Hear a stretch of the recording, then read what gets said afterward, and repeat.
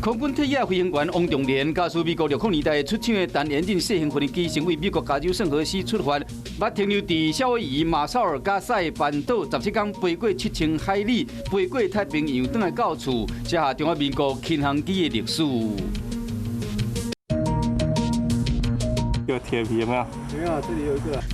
金门部所属2台军用卡车，乘运2箱的火药片，想要到煞熊熊导火，司机赶紧跳车逃生，因过车顶12名官兵有严重的受伤，过两天就全机后送。国防部开记者会，甲社会大众会实地嘛成立专案小组调查导火原因。但水比总统任内最后一摆出访到南太平洋的马绍尔群岛开元首高峰会。可能是可能记者伤久，加上时差，总统是忝甲目睭拢闭袂紧。验过所送的大礼，就是代表1亿6000万的国际会议中心，是讲总统府无承认讲这是金钱外交。